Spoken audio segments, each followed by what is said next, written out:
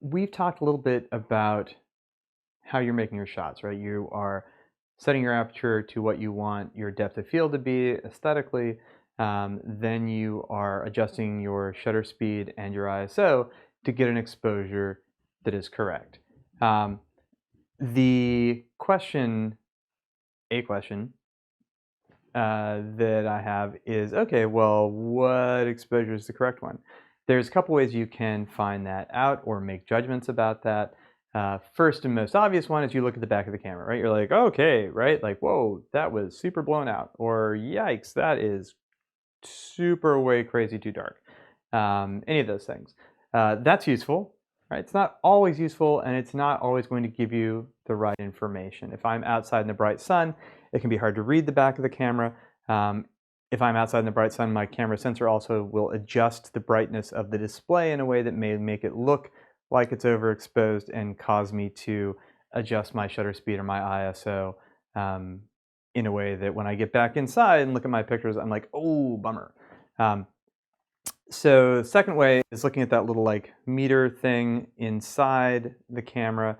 It's a built-in light meter. It's reading the light that's like bouncing around inside of there, and it's giving you an idea of what it wants the exposure to be. You know, that it's good to know that that exists. I will say that I almost never use it for anything.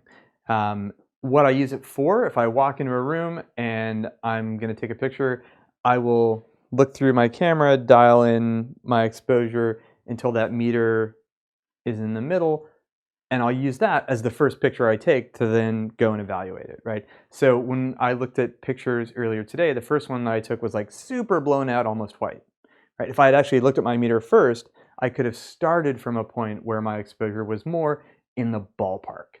So that's what that meter inside is good for. External light meters, which I'm not going to talk about right now, are even better, but I'm not going to talk about them. Don't ask me. Won't do it.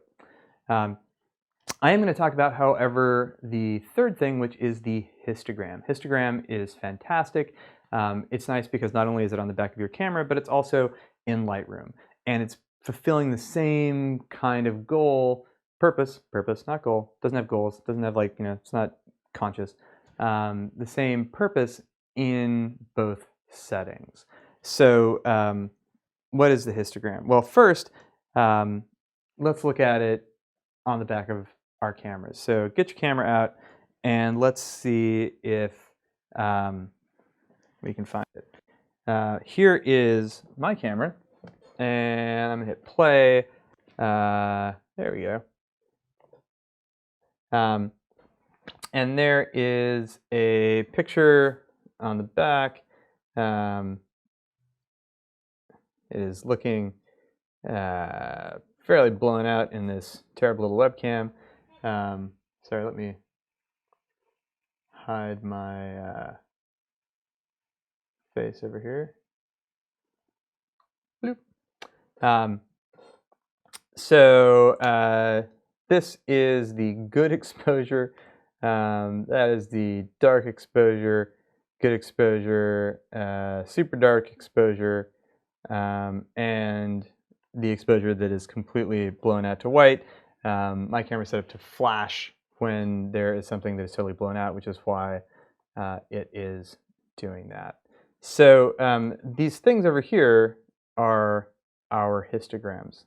Let's see if I can get them to be a little bit smaller. Yeah, that's a little bit better. Okay. So how you do it, right? Typically, if you are doing playback, there is often the possibility to have a histogram live while you're shooting. I don't find that helpful. If you do, go for it. I'll do it on playback. So I take a picture. I go to hit my little play button, and then I'll go through info. On the Nikons, I think you can use the sort of multi-controller, like left and right. Maybe it's going to the next one and the previous one, and up and down, I think maybe showing you what information is displayed. But you're all intelligent. You can figure it out. Look at your manual. Me, I hit info, and it goes from overall picture to a little bit of info to info, including a histogram. This is the histogram we want. We don't need the one that is broken down by red, green, and blue. That is meaningless to me. All I want is a nice black and white histogram. So make sure that you can get your camera to do that. Hit pause right now and take your camera, look at your manual, figure out how you can make your histogram visible after you take a picture, and then circle back. Okay, so now you should all have, oops, dropping stuff, geez. Now you should all have your histogram visible on your camera. Great, Brad, you say. I have this thing on my camera, but what does it mean? Wow, I'm so glad you asked. The histogram is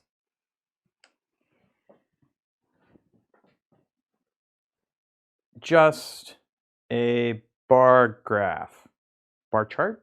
I don't know, right? Like, it's those things like in your history textbooks where it's like, you know, in 1910, there were 5 cars in New York, and then in 1915, there were 1,000 cars, and then in 1920, there were 10,000 cars, right? It's just a bar graph.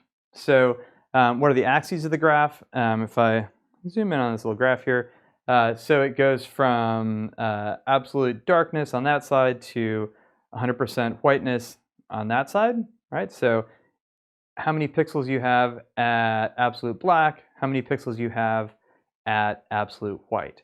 White meaning if you're looking at RGB values, 255, 255, 255, black, 000, right? The whitest white you can get, the blackest black you can get. So looking at this histogram, I can tell there are not a lot of absolutely black pixels. There are some dark pixels that go along here. Then there's a big bump of sort of medium toned pixels go along here. And then there's a big old spike in very light pixels, right? And also looking at that graph, I can tell that probably there are some pixels that are so bright they are sort of beyond white, right? There's a bunch of stuff in the picture that is, you know, sort of overexposed and blown out.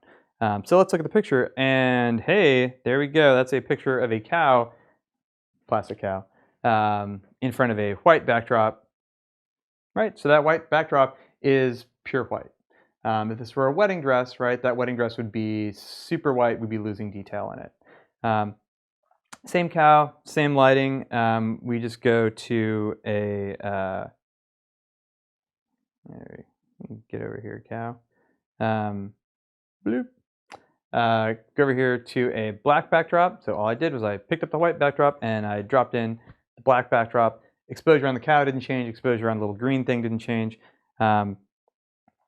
But if I look at that histogram right now, all of a sudden, there's this huge dark pixels selection. Right, if I looked over here, not there in the white backdrop, there in the black backdrop. So that is showing me that I have a whole bunch of dark stuff. And you're like, but Brad, it's a black backdrop. Why isn't it all the way over here in absolute blackness? And the answer to that is because if you actually look at it, it is not actually 100% pure blackness. It is just a very, very dark gray, right? I can actually see that there are bits of shadow under the cow's chin that are darker than that background. So looking at this histogram, I can tell that I have nothing in here that is completely black, right? If I look over here, I have things I'm getting close to that edge. Maybe I have a few things that are completely white, but overall, right, my exposure could get a little bit darker. If I got any brighter, I'd start to lose some detail in the highlights. And then the third one down here, cow with a medium gray backdrop.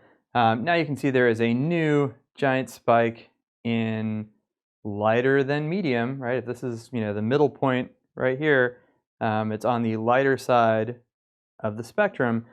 Huge number of pixels in there. That is particularly our big gray backdrop. And things that have not changed, right? Bump of darker tones right here, which is probably some black in the cow, bump of lighter tones, oops, sorry, right down there, which is probably the white part of the cow. Probably this largest bump right there is the middle tone of the green thing that the cow is standing in. So that's your histogram, right? It's just a bar chart telling you, okay, at this level of brightness, not color, brightness, I've got this many pixels. You're like, great, Brad. Totally don't care.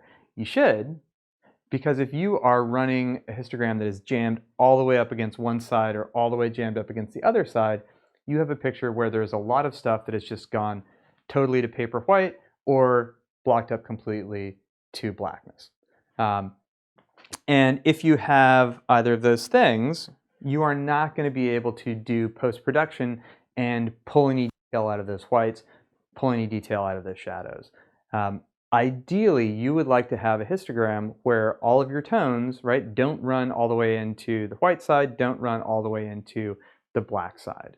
You would like to have a little bit of a margin for error, so when we bring it into Lightroom, we can push it around a little bit. So when you were looking at your picture, you go outside, you take a photograph, you're like, okay, that looks a little bright, but probably okay. You look at your histogram. If your histogram has all of these tones jammed up against the very bright side, right, maybe pull your exposure down a little bit. You can always brighten it up in Lightroom. If you go and take a picture and your exposure has all of these tones jammed up against the dark side, right, then okay, maybe I should increase the exposure a little. I can always bring it down in Lightroom. So that's why we pay attention to the histogram. It's important to think about, like, what am I actually taking a picture of? If I'm taking a picture of someone who has a dark skin tone against a black backdrop, and they're wearing a like navy suit, your histogram is going to be on the darker side of things, right? That makes sense. We don't want it jammed up against the very edge where we know we're losing detail in those shadows. We want to pull it up a little bit so that we have some room to maneuver. Likewise, if I'm taking a picture of a white woman in a white dress on a white sand beach, right? My histogram is going to be mostly on the lighter side, but I don't want it jammed up against that edge, because if it's jammed up against that edge, then I know I'm losing some of that detail. I have some stuff that's just going to texture, sort of like, precise little, if there's like beads in the dress or whatever. So try to keep a little bit of headroom at the top of your histogram, a little bit of room at the bottom of your histogram, but be conscious of what your subject is. There are some times where something's just going to be too bright if I want to get the rest of the picture, right? If I have the sun in the shot, right, that's going to be off the charts no matter what, so I let it go, right? If I have my grandmother posing next to a cave with a grizzly bear in it, right? Big dark cave, that's going to be super dark, off the charts, don't worry about it. But I want to make sure that my grandmother's tone looks pretty good. So that's histogram. Look at it on the back of your camera. It will be a useful tool for making sure that your exposure looks good, double checking your exposure. It's easy to see outside in the bright sun, which your screen itself is not. And if you know how a histogram works, that's going to be super helpful when we get into some more advanced exposure adjustments in Lightroom, because we will also have a histogram there. All right, that's histogram, and go get them.